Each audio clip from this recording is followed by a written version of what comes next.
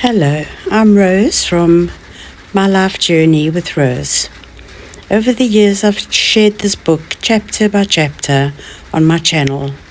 Many viewers asked if they could listen to it as one complete audiobook, so I've brought all the chapters together here. Whether you're living with depression yourself or supporting someone who is, I hope you'll find comfort, understanding, and hope in these pages. I dedicate this book to all those poor souls out there suffering daily from depression. We use the term suffering from depression so lightly sometimes, but only those who have really suffered from this affliction know what a lonely and a misunderstood condition it actually is. The suffering is so very cruel. I would never be so brazen as to compare depression to cancer or another terminal illness that I've not experienced, but I do know that there were many instances in my time of depression that I wished and prayed that I could swap my condition for something terminal. Something people would understand, or maybe even more importantly, something that might end one day. Even a terminal illness as painful and as traumatic as it is understood by Mr. and Mrs. Public. We've all had contact with a friend or family member who's been struck down with a dreadful disease. We telephone them daily to check on their progress. We send them flowers and cards, or we just sit quietly at their bedside when they're too sick to make conversation. We try to imagine the pain that the patient is going through, secretly thanking God that it's not us. Depression, on the other hand, is often perceived as an overreaction to a life situation. I dedicate this to all those people who cannot afford medication or counseling. May you find peace in your troubled minds. I dedicate this to those who could not see the light at the end of that long, dark tunnel and ended their lives prematurely, leaving behind them grieving and confused family and friends. I dedicate this to those friends and family who are doing their best to understand the condition, even though they've never experienced it themselves. It must be so difficult for them. How could they possibly know the feeling of such hopelessness? And lastly, but by no means least importantly, I dedicate this to my own family, friends, and work colleagues who lived with me through those difficult years, giving me love and support when I needed it most, understanding when nobody else did. My children were mostly too young to understand what was going on at the time, but I dedicate this to them as well. Thank you for accepting Mommy as she was. Thank you all. This book is a journal of my life and my daily tug of war with depression. My fight to get my life back from what I called the black monster. It is my story about overcoming depression. I'm excited about sharing this with you, and I trust that you'll find some comfort from reading, or in this case listening, about my experience. Writing this has brought back some memories that I would rather have left tucked away.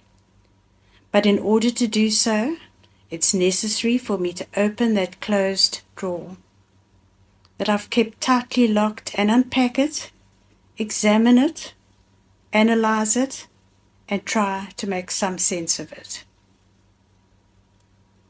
I don't have the formal qualifications to advise on the treatment of depression and will not be attempting to do so, but I think you will agree that serving a lifelong apprenticeship in depression myself, it must count for something.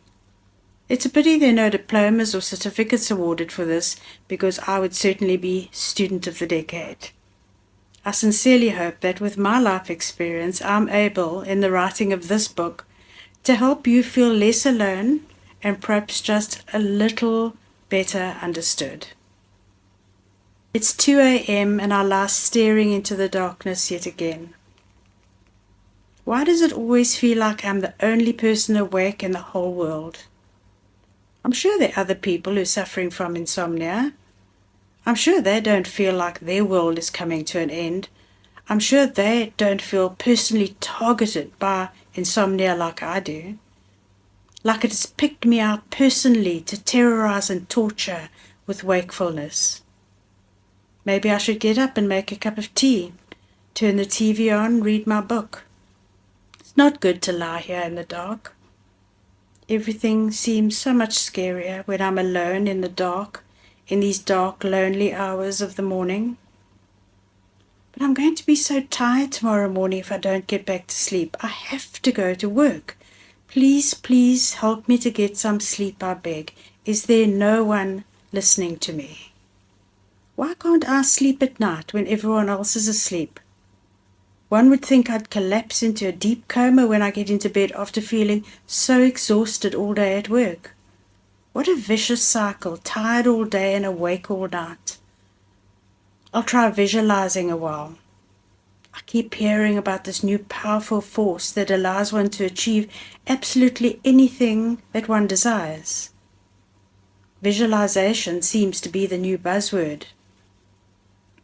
If you believe it, you can make it real. All the books are saying it. I need to give it a try. I'm sure it'll make me feel calm and allow me to drop off to sleep. Okay, breathe deeply now. Count those breaths, I tell myself. Listen to each breath, feeling calmer and calmer, sleepier and sleepier, while the soft sand massages the soles of my feet. An hour later, here I lie, eyes as wide as dinner plates, staring into the darkness, by now all thoughts of the beach and the waves long forgotten. My mind has once again drifted back to my own fears and my own misery. I'm thinking, I'm wishing, I'm praying my circumstances were different. I was so sure that once I'd removed certain reasons for unhappiness from my life that all would be well. How I'd fooled myself. This had been such a lesson to me that everything in one's life can be absolutely, perfectly happy and in order. But if the black monster comes visiting, all happiness pales into insignificance. I always thought that my marriage had caused me most of my unhappiness. And yes, I suppose it did add to my feelings of being unhappy, trapped and alone. But it's taken me so many years and such a long journey to realize that if you're happy within yourself and your brain is functioning on all cylinders, nothing can make you depressed. Depression is a feeling that is very difficult to describe to someone who's not experienced it. It's not only feeling sad. Even though the sadness of depression is with you day and night, it doesn't stem only from being unhappy in a situation, even though the emotion of unhappiness is never ending. Sadness and unhappiness go away when one's life situation changes for the better. Depression does not. Well-meaning friends and family do everything in their power to make you happy when you're depressed. Suggesting walks, movies, dinners, all the activities that they find enjoyable. What no one realizes is that nothing is going to make you happy. Yes, you will smile and maybe you'll even laugh. You have a need to thank the person caring for you by responding accordingly, so at least they feel that they've done their bit. But nothing actually changes inside. Why am I writing this down? Selfishly, I suppose, to find out if there's some deeper meaning for my existence than what I can see now. And secondly, and probably a nobler reason, to comfort others who suffer from this condition. This life of mine can't just be the mistake it feels like right now. Maybe if I write it down, it will start to make some sense. So here goes. Strangely, even though I'm battling with insomnia, my bed has become my safe place, my haven. As much as I detest lying awake at night feeling so alone, I seem to have developed a type of love-hate relationship with my bed. When I'm at home, I find myself drawn to it, looking forward to getting into it. I walk around the house knowing there's a lot I could be doing. I could tidy some cupboards. I've got some sewing I could do. Plenty of chores waiting to be done. Or maybe I could just do something enjoyable and relaxing, like watching a movie or reading a book. I walk down the passage and into my bedroom. I glance towards my bed. It seems so inviting and comforting, and I'm so very, very tired. I'm being drawn towards the bed. It feels almost like a magnet, like a drug. I know that I'll feel better if I can just crawl in for a while, have a little sleep, and escape my thoughts. I give in to the temptation. I get under the duvet and I close my eyes. I'm not asleep, but somehow the rest of the world doesn't seem as scary anymore. I can even pretend it doesn't exist for a while. I'll have a short rest, and I'm sure I'll feel much better when I get up, I tell myself. And then I can tackle some of those chores that I've been putting off. Maybe I'll even go for a walk. Everyone tells me that exercise is so good for me, or maybe I'll ring a friend. I'll do something positive when I've had this rest. Sometimes when I'm out, I find myself wishing I was at home, tucked up in my bed. Often I make an excuse to go home early, blaming my early departure on a headache, sometimes even convincing myself that I don't feel well. And it would do me the world of good to have an early night. It's amazing how convincing one can be to oneself. At least at night, it's easier to get away from people and hide in my bed. It's not so easy to pull the wool over their eyes during the day. Hiding away has become more and more difficult to explain. It has taken me a while to realize what I thought was normal insomnia and daytime fatigue is so much more. My doctor had inquired often if I felt tired during the day or if I battled to sleep at night, hinting that I might be suffering from depression. But that couldn't be the case with me. What did I have to be depressed about? Good grief, some poor people had terrible lives. I had nothing to complain about. I just needed to get back into a good sleeping cycle and I'd be fine. If he just prescribed me some sleeping tablets, I'm sure that would work. But I'm not fine. Other symptoms have started rearing their heads, cementing the diagnosis of depression. But probably the worst of all these symptoms is the intense fatigue during the day. And the second most prevalent sign is counting my blessings. Now, that probably sounds strange, but it was a huge sign for me. I constantly count my blessings, I wrote.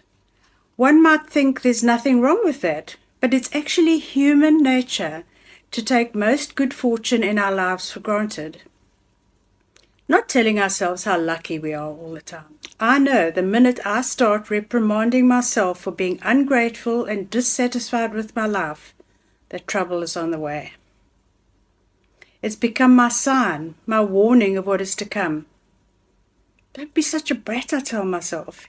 You've got family and friends who love you. You've got a job. You've even got children that so many women just wish for. I tell myself over and over. But the black monster is imminent.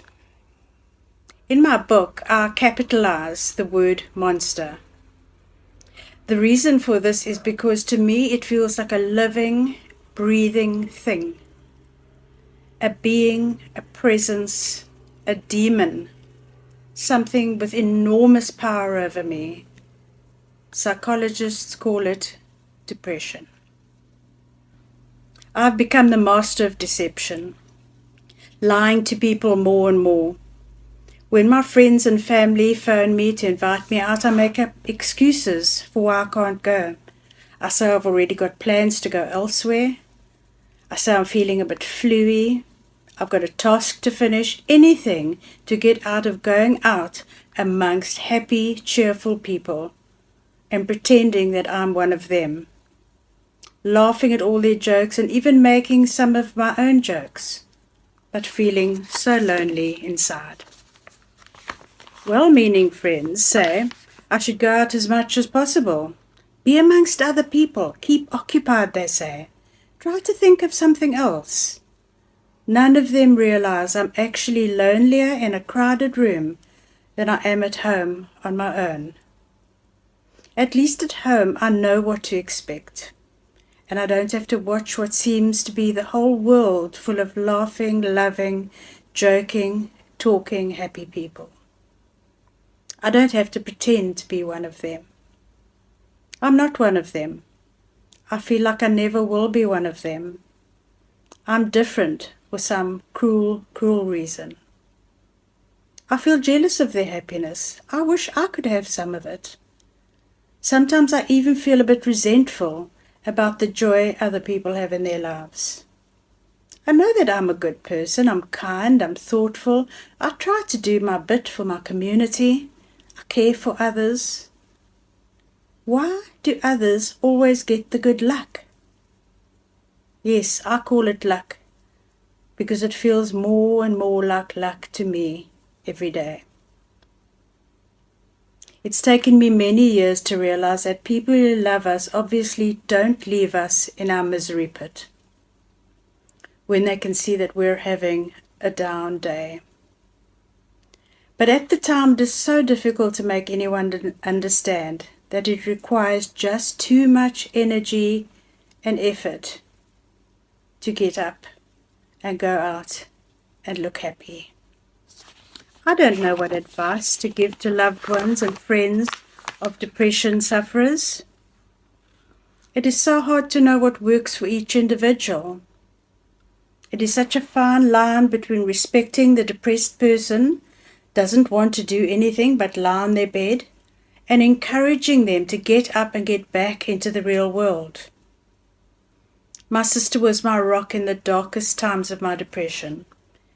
She would just sit on the end of my bed and allow me to cry and complain and talk. And then she would make a gentle suggestion, something that didn't take too much energy, and coax me out of bed and into the shower. My haven at that acute time of my depression became her home. Perhaps that is the answer. Find somewhere apart from your bed where the depressed person feels safe and take them there. I'm speaking now to the carers, the family, the friends, the people who have to live with somebody who's suffering from depression. Find somewhere where they feel safe and take them there. At least in a safe and comfortable environment, the day can pass a little less painfully. But most importantly, please don't give up on us. If you can just help for that one day, perhaps there's more help available tomorrow, and someone else will step in to help. Please don't give up. Thank you, my dearest sister, for not giving up on me. I acknowledge that it must be extremely tiring living with someone suffering from depression. I actually think the partner, family, and close friends need as much support with this condition as the sufferer does.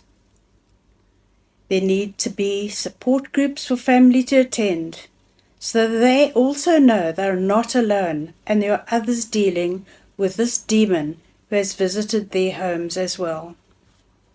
The old saying that a problem shared is a problem halved definitely applies here.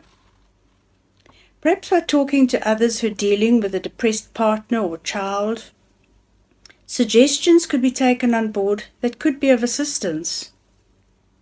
Another huge burden for family to bear is the embarrassment of having someone close to them suffering from depression.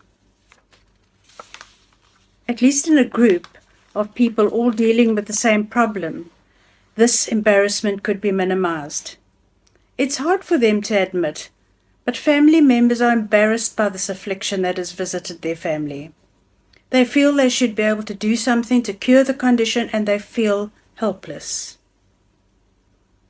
Adding to this embarrassment is the fact that mostly in the depressed person's life, he or she will end up in a psychiatric institution. Say what you like, they are unpleasant places and they smack of insanity. No one wants people to think that there's insanity in the family blood after all. I found something that helped. Alcohol. Not a good idea. Yes, it gives a temporary respite from anxiety and feelings of sadness, but take my word for it. When those feelings come back, and they do, they come back tenfold. I used to party with my girlfriends, my lady friends, at their homes or at mine. It always involved lots of drinking and superficial conversation. I knew only two types of conversation when I was hurting. Superficial, intoxicated rubbish, or me. The more I drank, the more the conversation focused on me. And as we all know, friends can only stand the me conversation so long. As much as they say they are your good friends, and they probably are, there are very few friends who don't get tired of a never-ending long face and a victim-like attitude. You just know they are thinking enough is enough. You know they're thinking snap out of it. Good grief, you're no fun to be around anymore. After nights like that, the mornings consisted of a good laugh about the night before and some strong coffee and headache pills. This was so much easier than thinking about what my life was really like. My life an empty, scary, dark place from which I could find no escape. But please allow me to add, this type of support is not all bad. It's not always necessary to talk about your feelings. Sometimes you may want to talk and other times maybe not. It takes a good friend to recognize the right time. Life goes on, as did mine. Some days were good, others bad. I wish I had written down every episode of depression I'd ever experienced over the last 20-odd years. And at least I may have been able to make some sort of sense out of it and find some pattern. I feel like I've spent my whole adult life wishing to be normal like everyone else, not even ecstatically happy, just normal. At the time of starting to write this, I'm 47 years old, and I've been divorced for 1.5 years. By the way, that was a while ago. I'm not 47 anymore. Back to the book. I hate being on my own. I hear other women talking about the newfound freedom they're enjoying. I don't feel that freedom at all. I feel lonely, I feel unloved, and I feel trapped by this disease they call depression. Is there no light at the end of the tunnel for me? Please, please, someone help me. Let me take this opportunity to say that if you have any of these feelings, please get some help. It's really, really not necessary to suffer on your own. It's not necessary to be embarrassed. There's nothing to be embarrassed about. There's so many people that suffer from depression. There's no stigma attached to it. There used to be. In the old days, it smacked of insanity, as I just mentioned. No longer. There's no stigma attached anymore. You can reach out, even if it's just your family doctor. Tell him or her how you feel and ask for a referral or some advice somewhere where you can get some help. I was blessed to be born into a loving family, the last of 3 children. I was the baby of the family by 7 years and enjoyed the love of my brother and my sister and the absolute devotion of my parents. My childhood was a happy one, filled with good memories of school, church, neighborhood friends, Mom having lunch ready for me when I got home from school, and knowing my dad would always come home at night, and the knowledge that I was loved. What an incredible start I had in life, which has also shown me that we cannot always look for reasons in our upbringing or home life to blame for the way we feel. Yes, in some cases one can be left scarred by childhood trauma, which manifests itself as depression. But that was definitely not the case with me. And you need to be very careful if there was anything in your upbringing, teenage years or adult life, that has left scars. Are you dealing with them, or are you masking them? How are you masking them? With medication? With alcohol? With other addictions, perhaps?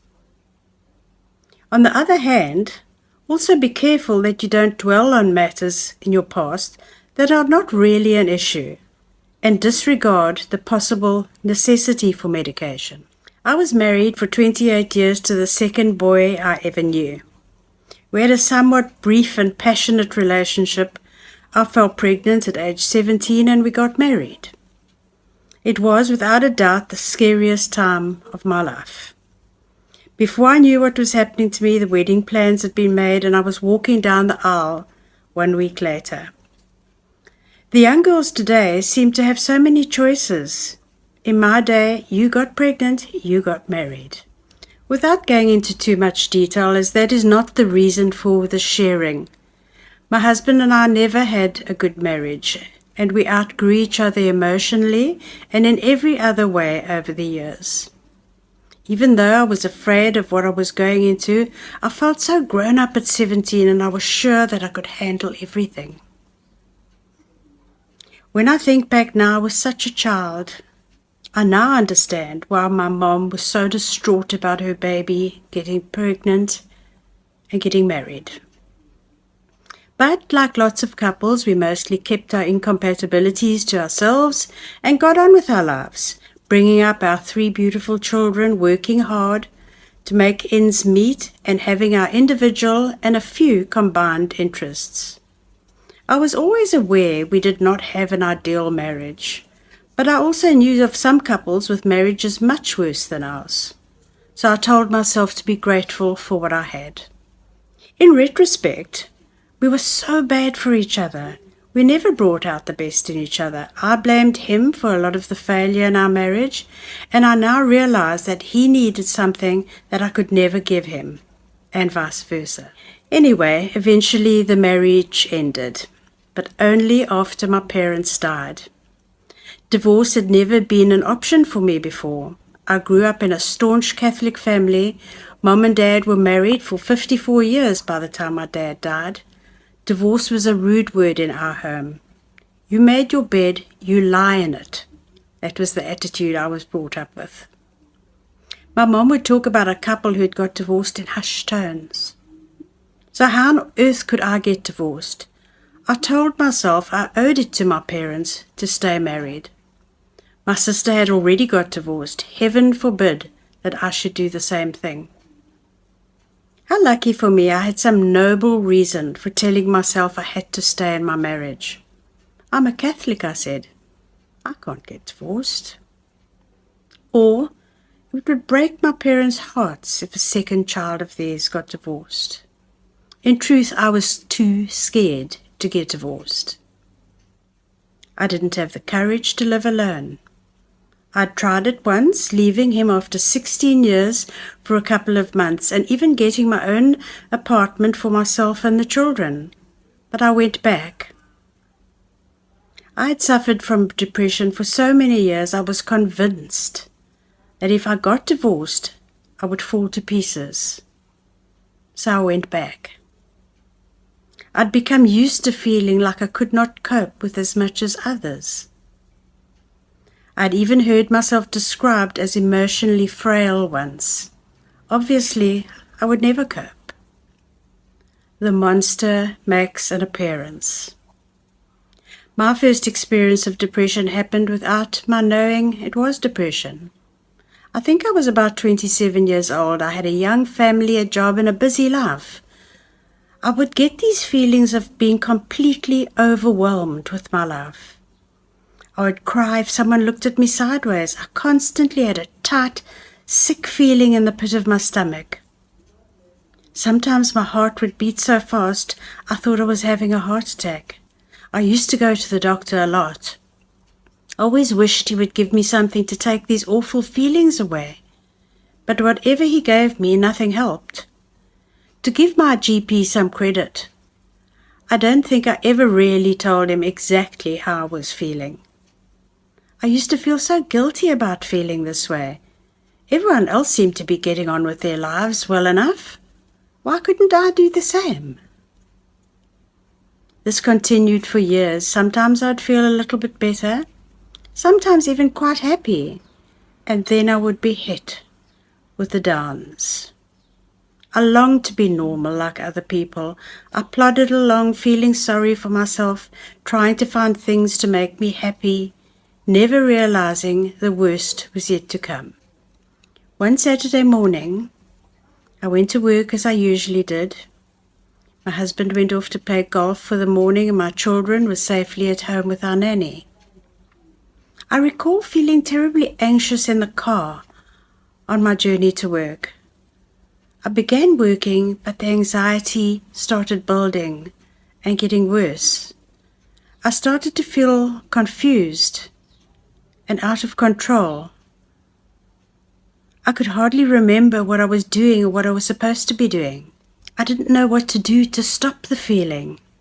I was embarrassed.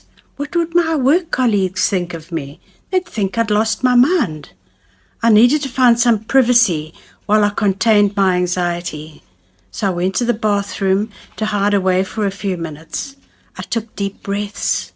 I splashed cold water on my face and on my wrists.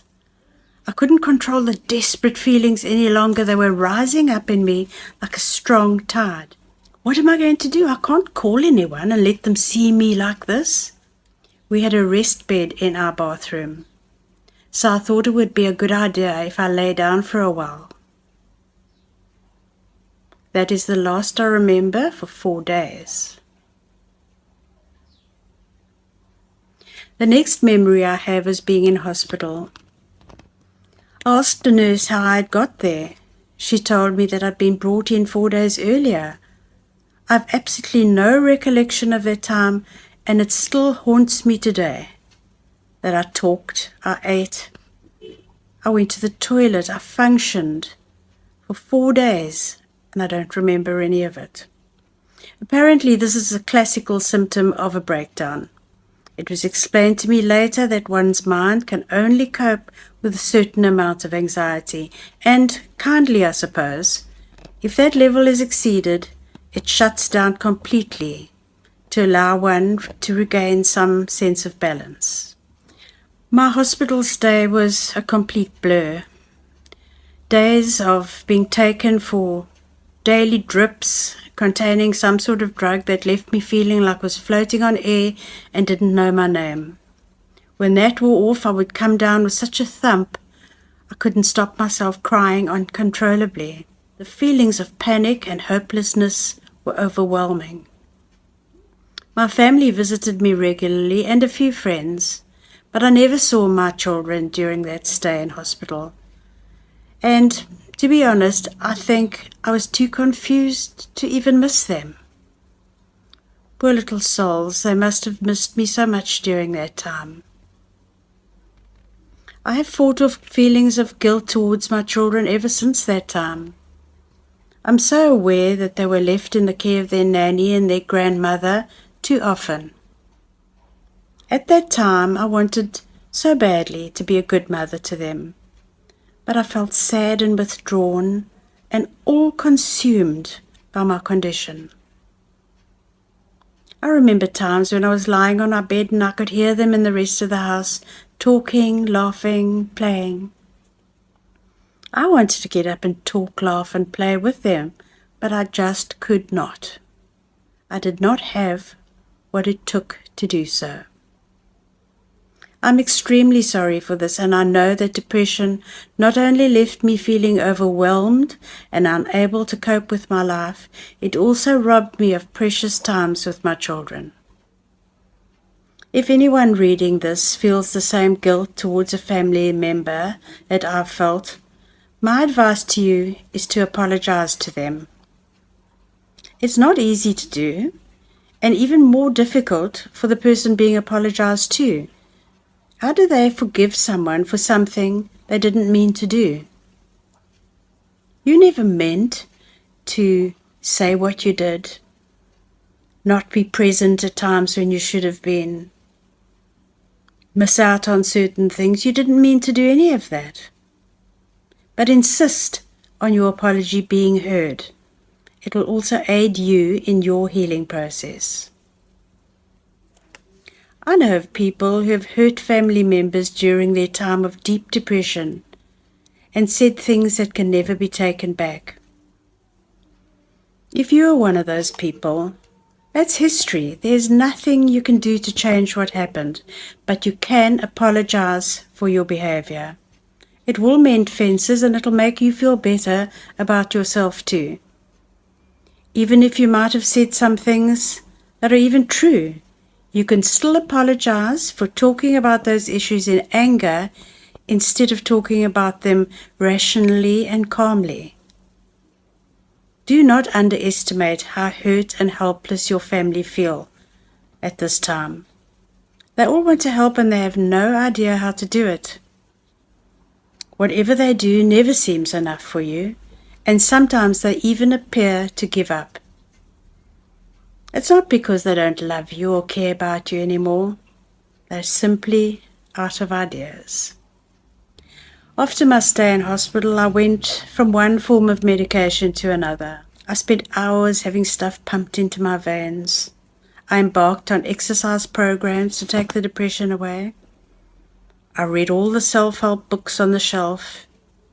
I became deeply religious, attending church meetings, prayer groups, and Bible studies, everything on offer. I had my hormones checked. I had my hormones rechecked. I changed my eating habits. I consumed too much alcohol. I stopped drinking alcohol.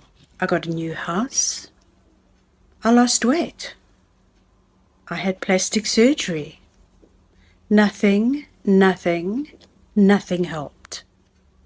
This big black cloud that was always waiting just over the horizon, ready to strip me of any joy I was experiencing. What could I do? My husband was quite enduring at first, but he was fast losing patience too. I could see it. After all, he'd never experienced depression, so how could I expect him to understand that when I started crying about something he might have done or not done, and totally overreacted, it was because I was out of control of my emotions. Even I never really understood what was happening to me at those times. I just wish I could have really explained to him what I was going through instead of feeling like such a loser. People who don't understand depression battle with the concept of it. I know. At that time, some friends felt it was really time for me to snap out of it. Just don't think about it, they'd say. Keep yourself busy. Keep your mind occupied with other things. Easier said than done. When one is suffering from depression, it is all-consuming. No matter where you are, it is always there with you, reminding you that you are not normal like everybody else, that you need medication just to get through the day, let alone try to attend a social gathering. Did they really think I liked sneaking off to the bathroom at parties because I just couldn't keep the tears back for another moment? I always had a reason why I didn't feel happy. This is where the blame set in. Either my husband didn't treat me as I thought he should have, my job was too demanding, my children's needs were too great, My aged parents put too much pressure on me. I didn't have enough money, my health was not good. And of course this led to sympathy from others. It took me many years to discover people talk to me differently to how they talk to others. There was always something they needed to feel sorry for me about. The "How are you, Rose?" was said with such sympathy because they automatically knew how burdened I was. I subconsciously basked in everyone's sympathy and was unaware of this for many years. It took a long time and some very serious practice on my part to break that cycle.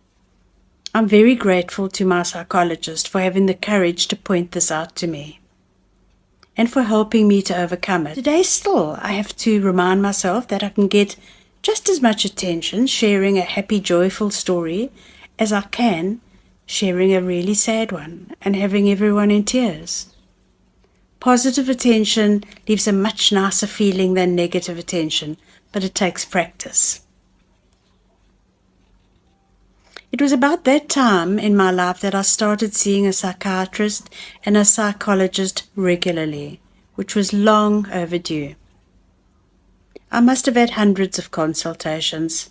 I don't know, I've lost count. If anyone ever tells you psychologists and psychiatrists don't help, tell them they don't know what they're talking about. If you don't receive help from these doctors who specialize in this condition, it's because you haven't found the right one yet, not because they don't know what they're doing or they can't help. If you feel you haven't found the right one, look for another one. Look until you find the person that's a good fit with you and who you know is going to help you back to health, or to at least lead a semi-normal life.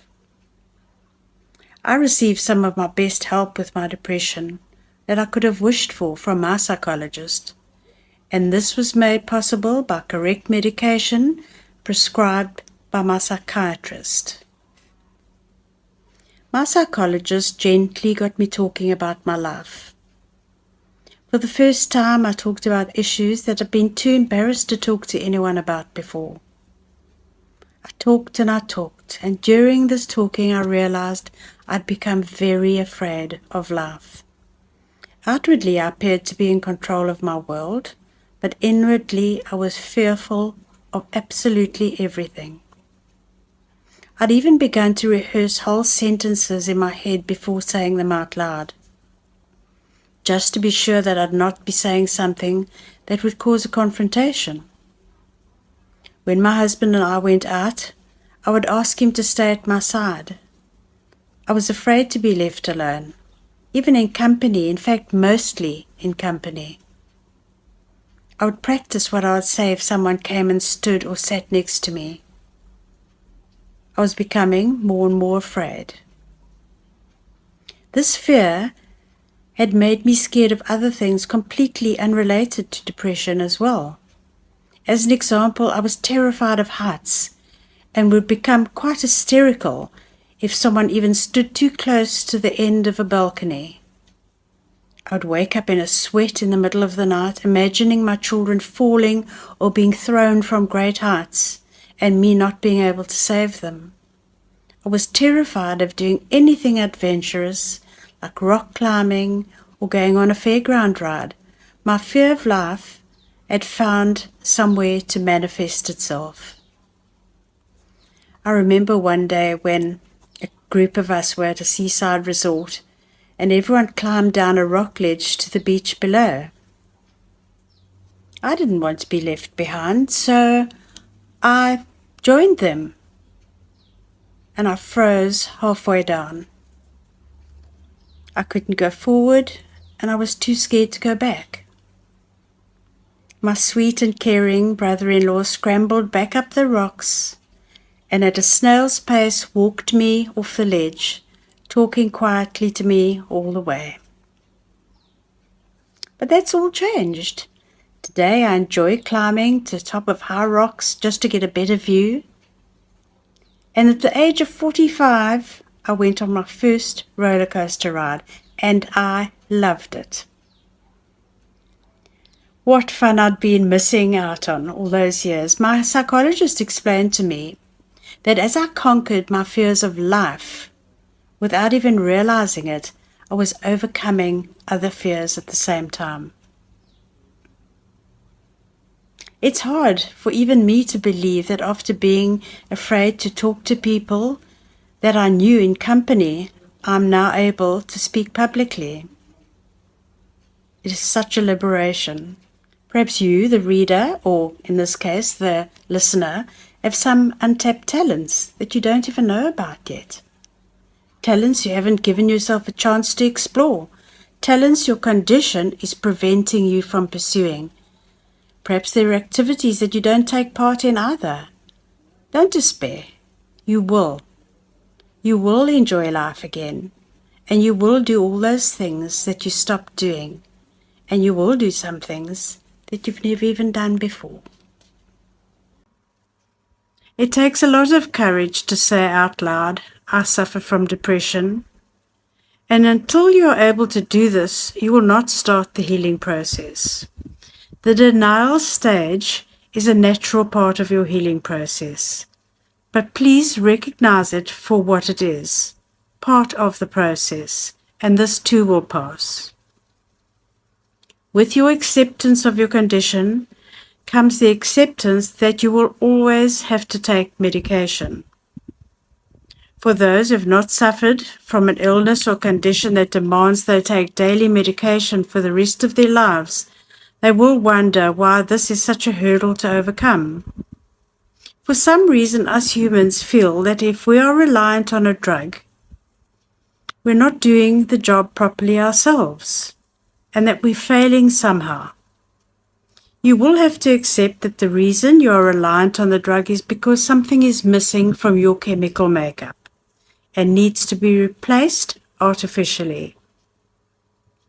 Why is it nobler to admit that you're diabetic and even go so far as to administer your insulin in public?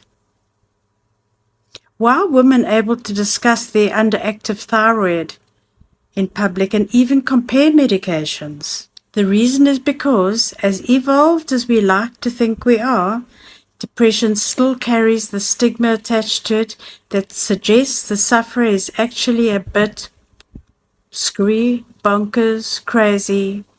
The list goes on of words that are used for people who suffer with depression. No one will admit to thinking that, but it's true. So the sooner you realize that and stop taking offense at other people's ignorance of your condition, the sooner you will start to concentrate on yourself and your recovery, which, amongst other things, involves taking your medication like clockwork, having regular visits with your psychologist and your psychiatrist, and keeping positive, caring company. Yes, those you love the most could let you down.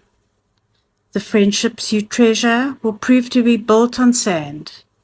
But always know that it's because so many do not understand depression. Those people who seem to be ignoring you actually don't know how to handle you. They don't know what to say to you. They feel inadequate in dealing with you. Yes, and some may feel you've just become hard work to be with. You will have to deal with all that, but know that as much as you are doing the best you can in this awful situation, so are those around you, even though it might not look that way at the time.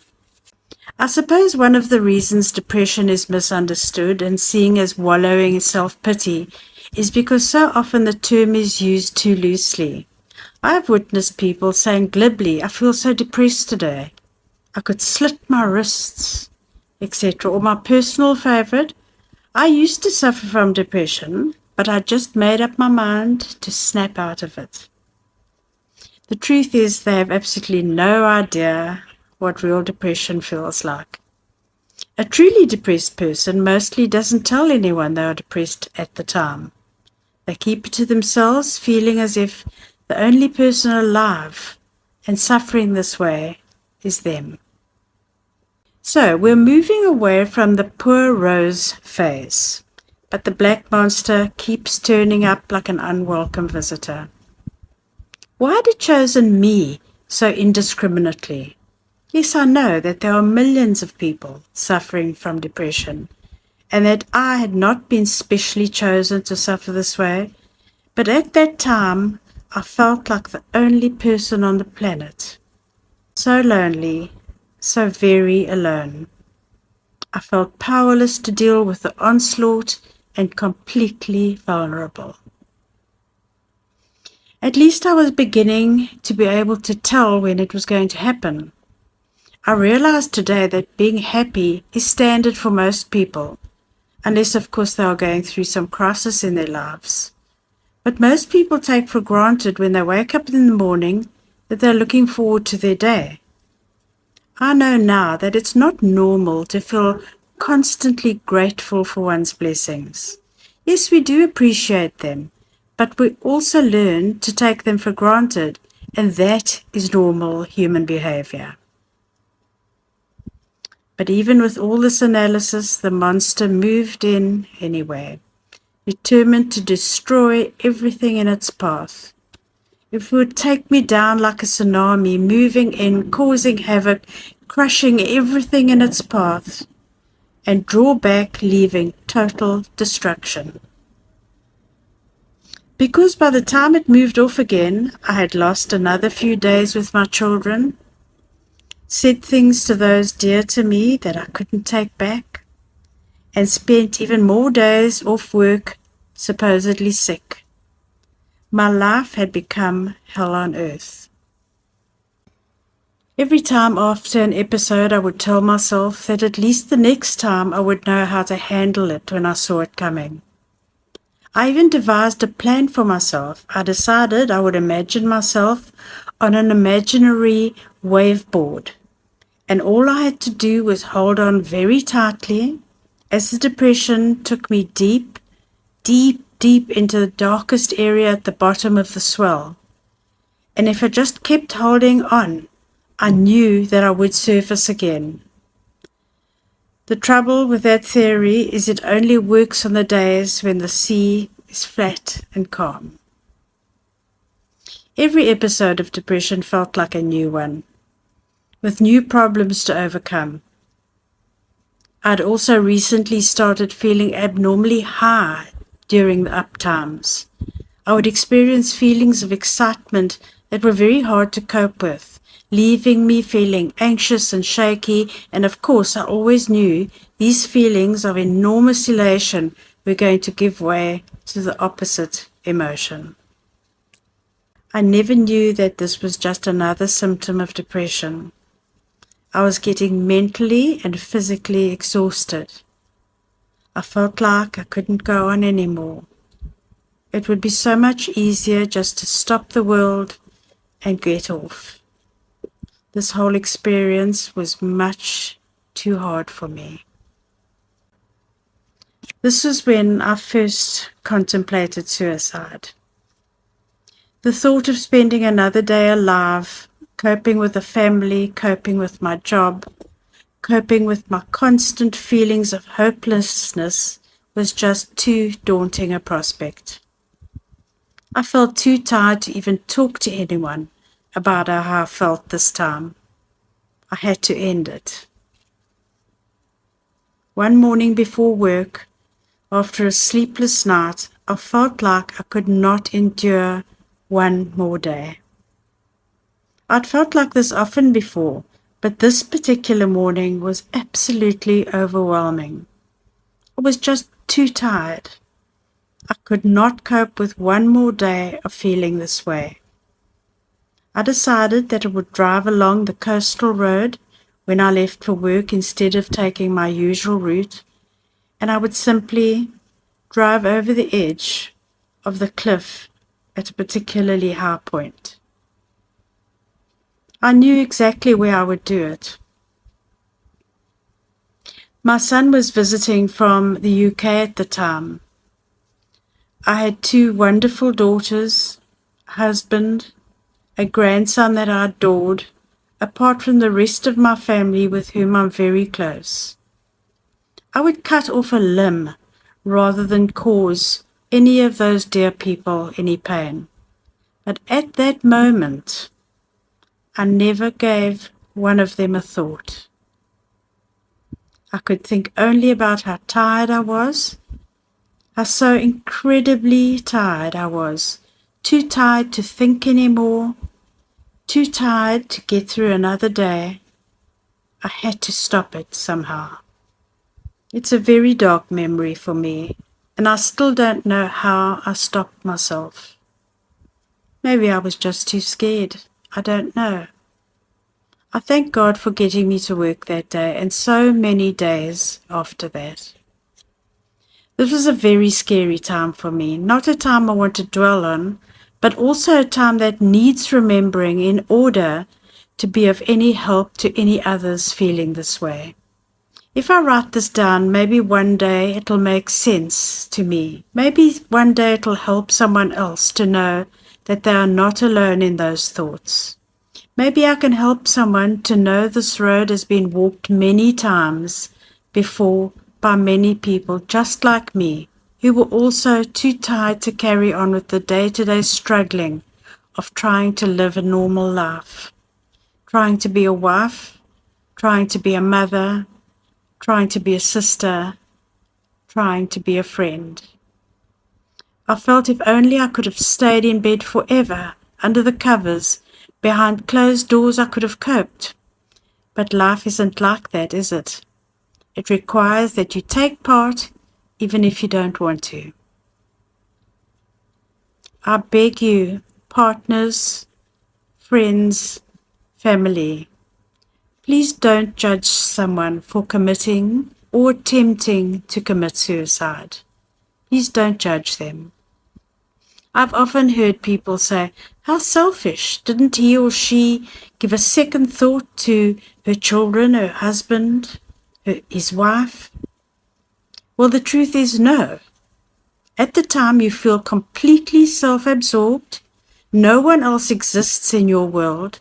It is a closed, dark place with no way out. Rather than ridicule someone for committing suicide or attempting to, please always be on the lookout for someone who looks like they could do with a shoulder to cry on. Without labeling them needy, please take it seriously if someone says that they feel suicidal, feels like they can't go on. Often it will only be a cry for help or attention, but who are we to judge? We don't know. When those warning bells ring, listen to them and do something about it. Even if you're not qualified, find someone who is, but please help. But the chances are very strong that if you're reading this, you are a sufferer yourself and the one needing the help and the understanding. Please don't suffer alone. Please ask someone to help you. If you're embarrassed about what you're contemplating, speak to a stranger, but ask for help. I know you feel you're alone, but you're not. I promise you're not alone. There are millions of people like me and like you who have been there in that dark place and who've been saved and who are now living happy, yes, really happy, fulfilled lives. I know it feels like it'll never end, but it will, I promise you. After that episode, which I had not told anyone about, I knew I had to get some help urgently. I sought the help of yet another psychologist. She turned out to be my savior, and I was put onto new medication, which I would and will remain on for the rest of my life. Up until then, I had obviously been on lots of medications, but I don't think I ever really thought any of it would actually help me. I took it sporadically, I forgot to take it when I felt better, and sometimes I even rebelled against taking it. It was a huge adaptation, to get used to the idea that I would stay on medication forever. I had to accept I had a disorder just like any other disorder. Diabetes, underactive thyroid, irritable bowel syndrome, any disorder you can think of. I had a disorder for which I needed daily medication to function normally. The issue of medication is a big one. I come across so many people who are suffering from depression and who've been told by a professional to take specific medication. Even if they take it, the minute they feel better, for some reason they stop. Do you not understand that the reason that you are feeling better is because you are taking your medication? If you had diabetes and you were put onto daily insulin injections, you would not stop the treatment as soon as your blood sugars normalized. Well, the same applies to medication for depression. Yes, I know it's difficult to get used to the idea, and yes, I also know that even in this day and age there is a stigma attached to taking antidepressant medications. But remember, the know-alls creating those stigmas are not the depressed ones. We are. You have to find a way to get your head around the fact that you will take medication for the rest of your life. I know that sounds like an awfully long time, but try doing that time without the medication and see how long that feels. Every time I meet someone who's been battling with depression for many years without any success or respite, almost without exception, I also discover that person has been self-medicating, changing medications, stopping medications, and so on. I cannot say enough how important this part of your healing is. Please listen to your specialist. He or she knows much more than you or I do. Also, please be aware that we all have different chemical makeups, and medication that suits me may not suit or help you. So don't ditch your psychiatrist because the first 2 or 3 types of medication he or she tried didn't work.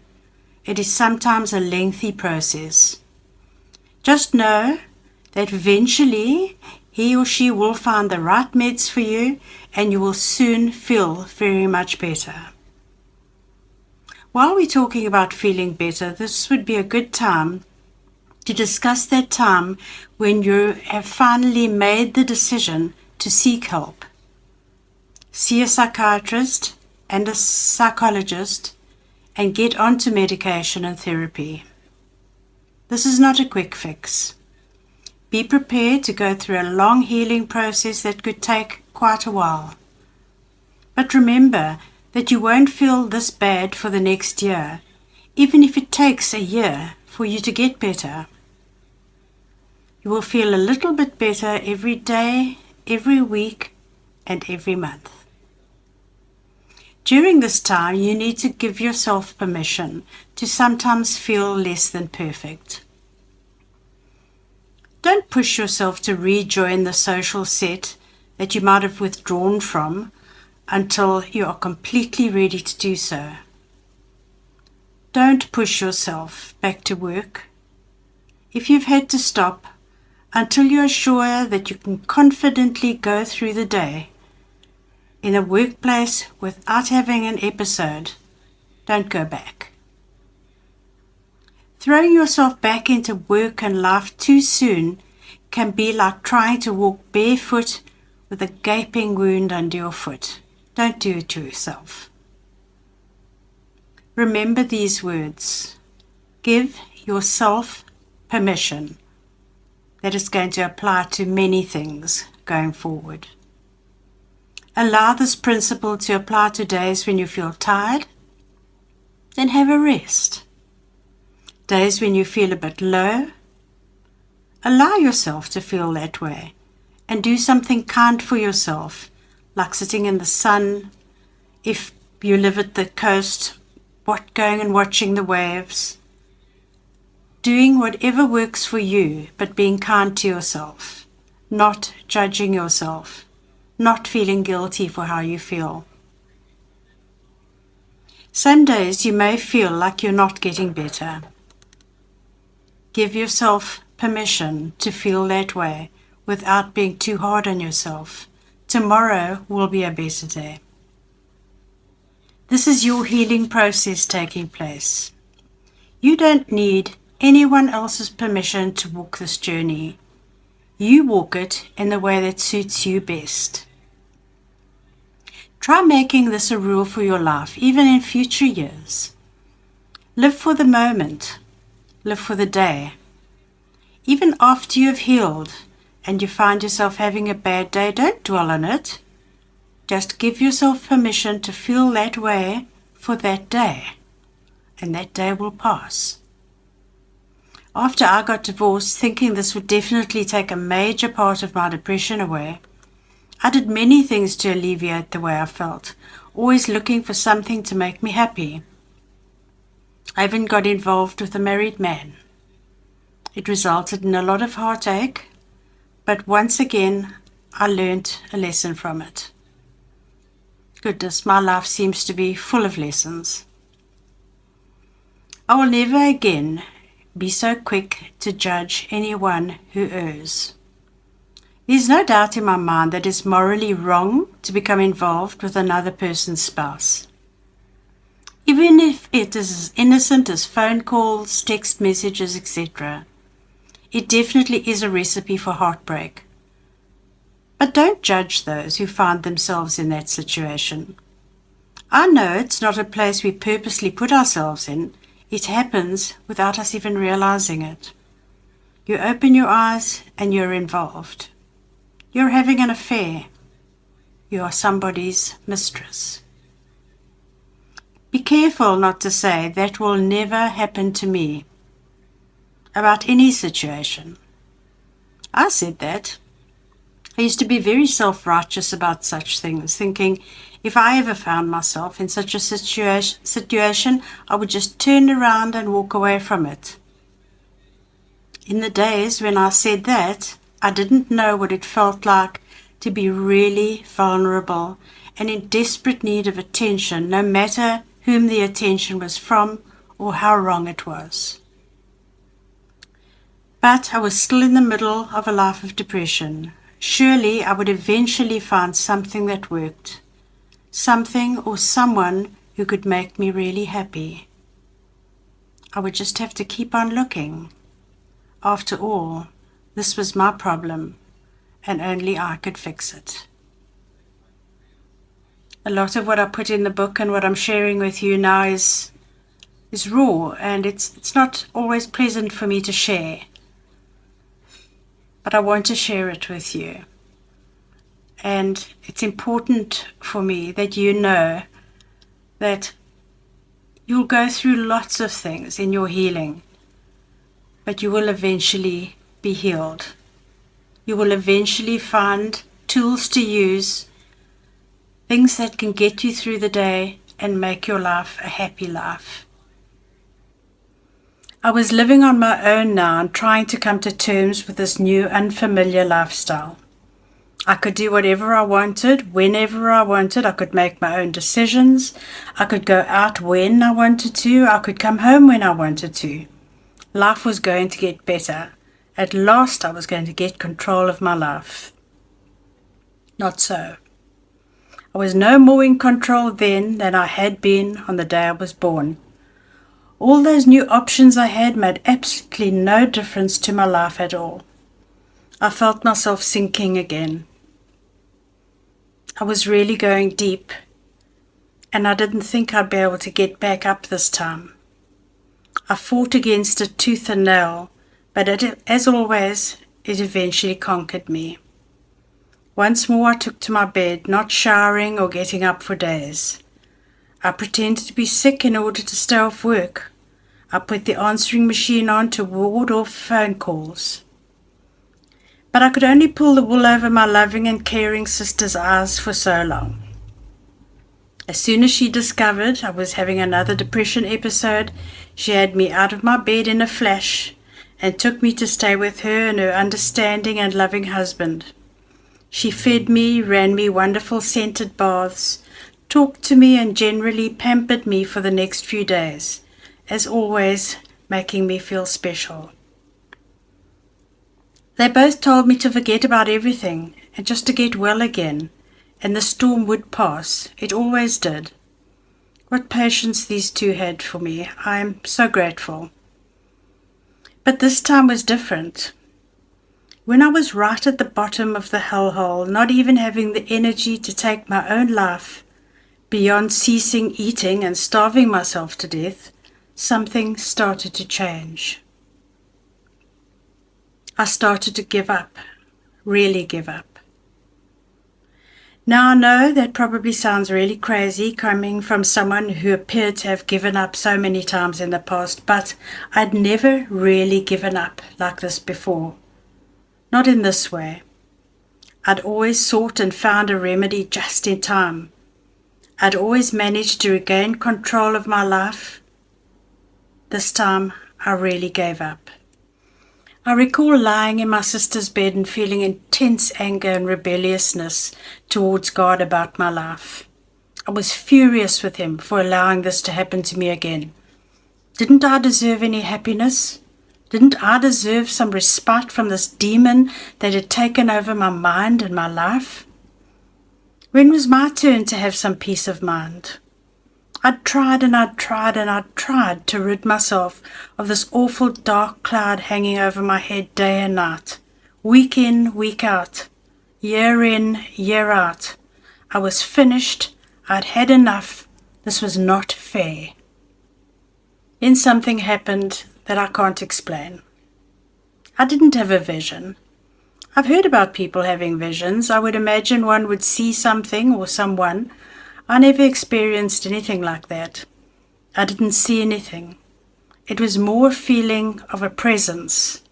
Strangely enough, even though I'm quite skeptical about such stories, at the time that it was happening to me, I never questioned it at all. I just seemed to know that at last help was on the way. I still felt extreme anger. Even with this feeling of a presence around me, it was not enough to take my anger away. Nothing could lessen the absolute fury and resentment that I was feeling right in that instant. My anger was directed at everything that made up my life and everything that made me what I am.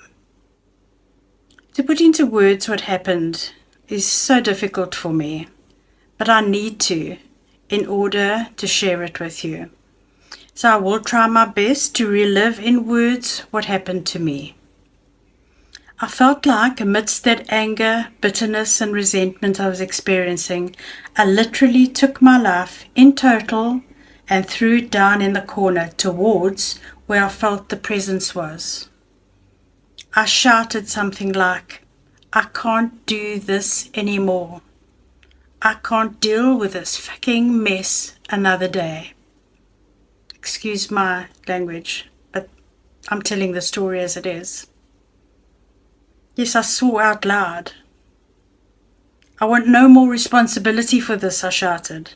"I'm done battling through every day. None of this is my fault, and I refuse to feel like this for one more day." Obviously, I can't remember all the exact words I used, but I know I let out all my pent-up feelings of injustice and cruelty I felt at having been inflicted with this monster. I lay back very, very slowly, and I felt a lightness starting to come over me. Something in me said, "Don't think about it anymore. Don't think about tomorrow. It's not your business anymore. You've given it away now. Just leave it alone.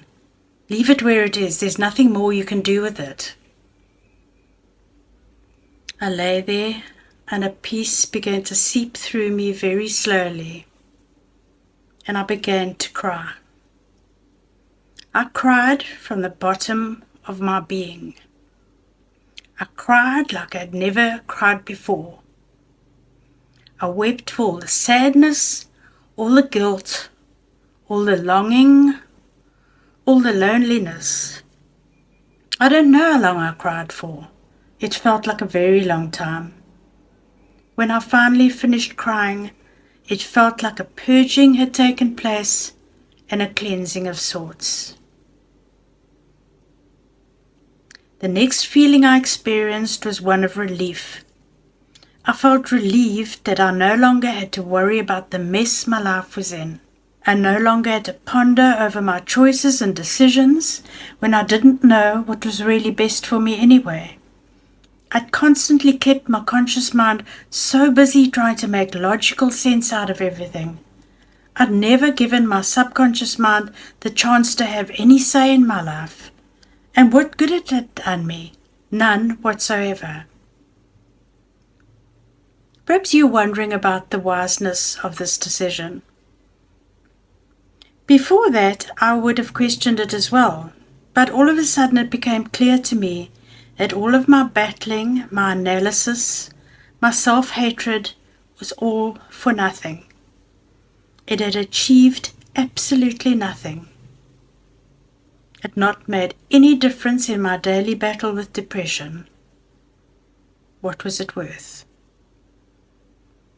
Now, this was my experience, and I don't expect others to experience what I did, but perhaps you can just see a thread coming through here. Perhaps you can see that it's not necessary to take all the responsibility for our lives. Perhaps you can find some way to give over the problem to your God or your Creator, whoever or whatever it is that you believe in. I mean, really give it over. This is such a fine line, not to become non-caring about your life, but to know that you do not have the power to make this right, so why keep battling to do it? Leave it to someone or something who knows what's best for you.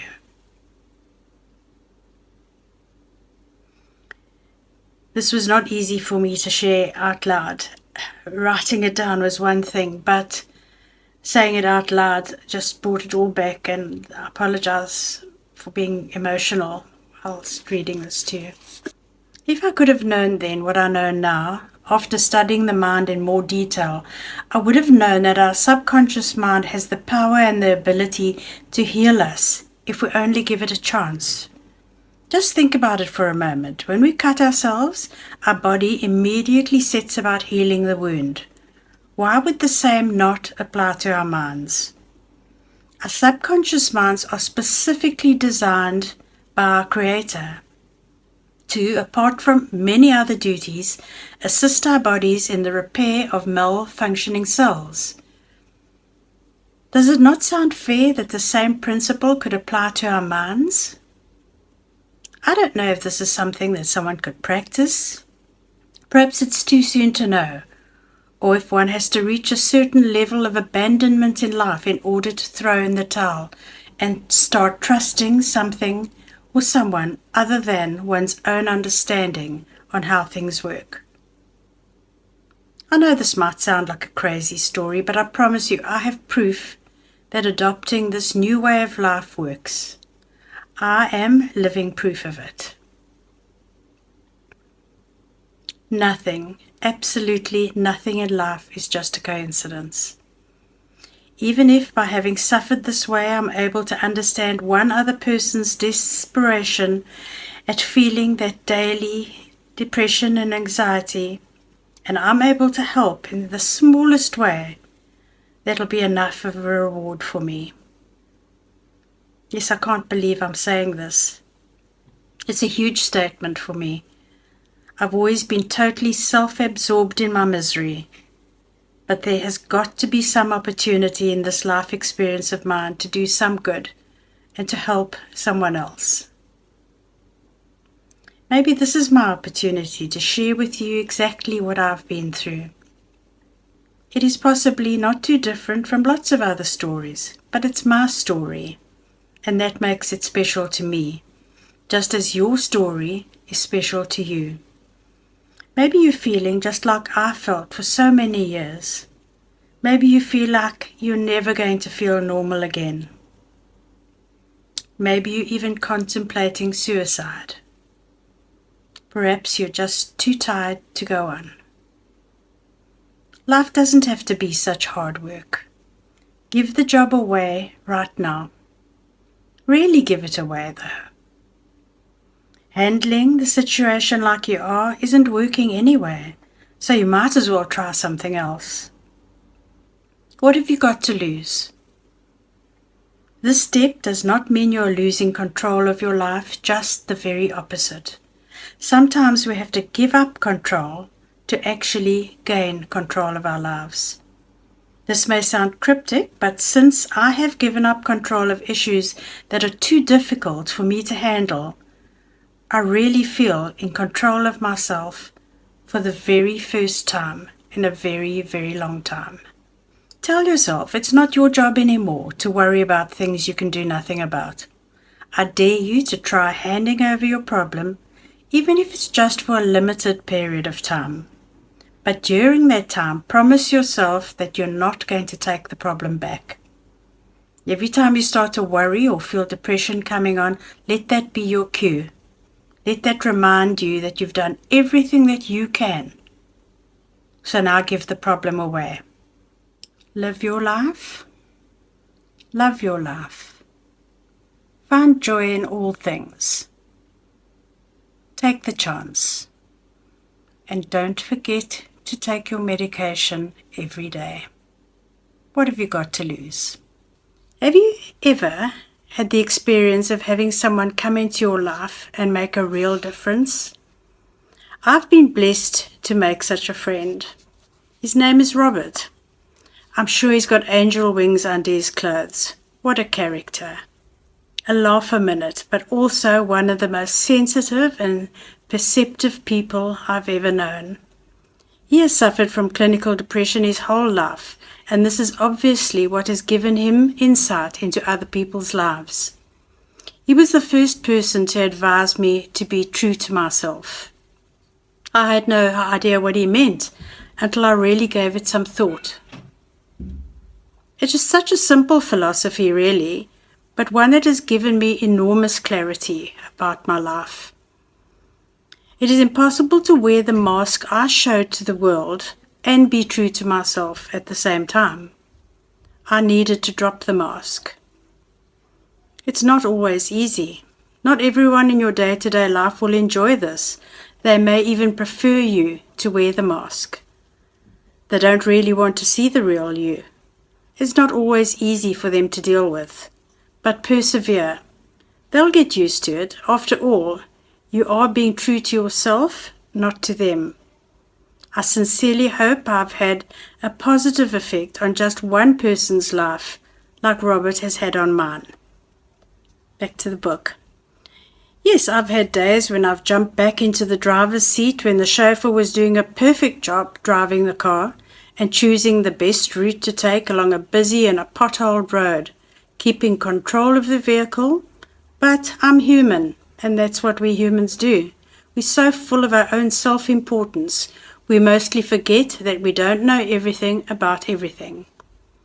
And today is once again the first day of the rest of my life, my journey, my road.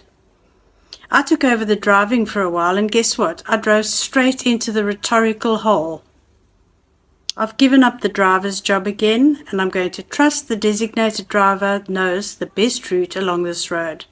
I trust the journey is going to be filled with joy, love, peace, and abundance. 8 months have passed. 8 months have passed since last sharing my life in this book, and yes, I am still absolutely fine. It is now 16 months since my last episode of severe depression. I know without a doubt that I am well and truly a survivor. Only someone who has really experienced the depths of depression will know exactly how euphoric it feels to feel normal every day. I now go to bed at night not worrying how I'm going to feel when I wake up in the morning. And yes, I do still take my medication. So much has happened in the last 8 months. I've met a man. He's turned out to be exactly the gift I needed. We are in a committed relationship and very much in love with each other. We spend lots of time together chatting, walking on the beach, sharing our joys and our concerns, and generally being best friends. I'm so grateful for him. 3 years later. You're saying to yourself, why the huge gap in completing your book? Well, prepare yourself. I've been on the journey of a lifetime and have come back to fill you in on the details. The last time I wrote was in February 2003. I've had such fun and learned so much since then. My man, whose name is Peter by the way, is still very much in my life. I've sold my house when we bought a house together and we now live together. In November 2003, 8 months after making the last entry in this book, Peter and I, whilst taking a walk along the beach, decided to go to live in England and to work there. It had been an idea of mine for a long time, and it didn't take much to talk Peter into sharing this adventure with me. I put the word adventure into inverted commas because when we were there, in the thick of work and in English living conditions, we often asked ourselves if we would do this again if we were given the choice. Once we'd made the decision to do this, it didn't take us long to rent out our house, put all of our furniture in storage, have a good party, and leave the country. Put into one sentence, it all sounds quite simple. Anyone who's ever packed up their home and set off to live in another country with nowhere to live and without a job to go to will know it's not that easy. But it was an adventure, and Peter and I look back on that time with great affection. Something really significant happened in my life while I was living in England. I fulfilled a dream. Because my job took absolutely no brain power at all, I decided it would be a good time to do a course, just to keep my grey matter working. Little did I realize how that decision was going to change my life. I did a hypnotherapy and counseling course. I loved every minute of learning how to help people with their problems. I loved the fact that at last I was going to have a tool to assist me in working with people. It was a wonderful course, and I'm so glad that I did it. I have been able to set up a practice back in my hometown, and I'm having such precious experiences with people. For the first time, I feel like I'm really helping. I counsel people with compulsive disorders, bad habits they've developed over the years, baggage they've collected through their lives, women who are abused, and people who just find life much too hard work. I'm so grateful to be able to do this. I work in conjunction with psychologists, and I understand that I'm not qualified to treat depressives as a sole treatment, and I'm not qualified to give advice on medication. But there is one area where I feel fully qualified: my experience. I'm now able to take that experience and put it to some good use. I'm so grateful I understand what they're talking about when they tell me about that dark place. I understand when they feel like they are too tired to carry on for another day. Am I to believe that my suffering was for a reason? Peter and I went to London on holiday, and on a trip to the London Eye, as we reached the top, in his normal romantic way, he asked me to marry him. He never does anything by half measures, and he certainly set the perfect scene for a proposal. We had a wonderful wedding a year later, surrounded by our children, family, and special friends, and a honeymoon in Thailand.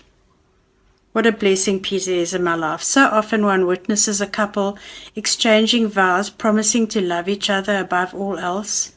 The words are very easy to say, but the interpretation of love is often seen as that mushy feeling we have for each other in a relationship. That could be no further than the truth. Peter taught me what love really means. He cares for me. He puts my needs above his. He manages our finances so that I know I'll always be provided for. He respects me, making me feel like a real lady at all times. He has added a sense of calm and peacefulness to my life that I never thought possible. I used to paint many years ago, and over the years I lost all my creativity. He saw a couple of pieces that I'd painted and drawn and took it upon himself to get my creative juices flowing again. When we went on honeymoon, he presented me with a sketch pad and pencils. The rest is history. He has encouraged me every step of the way. And from that little sketchbook, I now have my own studio in my home where I spend many happy, fulfilled hours painting. To me, that is selfless love. He's an incredible friend to me. We can be together all day and go out to a restaurant at night with no other company and chat our heads off whilst enjoying a meal together and a bottle of wine. He's also added fun and laughter to my life. Sometimes we put some music on at home and just dance. Sometimes we dance in the kitchen while I'm cooking supper. What more could I ask for? In return, I show him respect, I share our friendship, and I care for him in all the ways that I can, and most of all, I love him. Before this sounds like a fairy tale, it's not. We both have aggravations. How can two humans living in the same space never feel a little or a lot irritable with each other? Love is a decision, not a feeling. The feeling is the early euphoria we feel when we can't bear to be out of each other's company. The decision to love someone is what the vows are really about, the lifelong commitment. I really hope I add to his life just a tiny little smidgen of what he adds to mine. My thank yous. Thank you for taking the time to share my experiences with me. I hope you have gained something from reading or listening to this little book. Similarly, you might be living with or know a depression sufferer. I hope this has helped you to understand just a little more about the condition. Remember, trust life. It really is good. Make a decision to be happy today and to remind yourself of your decision every day. Perhaps you will have to paste up a reminder above the toothbrush holder until you get into the habit. And once you do get into the habit, you'll never turn back. But most importantly, stop trying and start trusting. I'm living proof that it works. I'm no longer a depression sufferer, I'm a depression survivor. Never stop taking your medication. With my love and my understanding, I do hope you've enjoyed this book. I'd like to end with a quote from the Dalai Lama. We can never obtain peace in the outer world until we make peace with ourselves. Thank you so much for sharing my book with me. I do hope you've enjoyed it. Bye for now.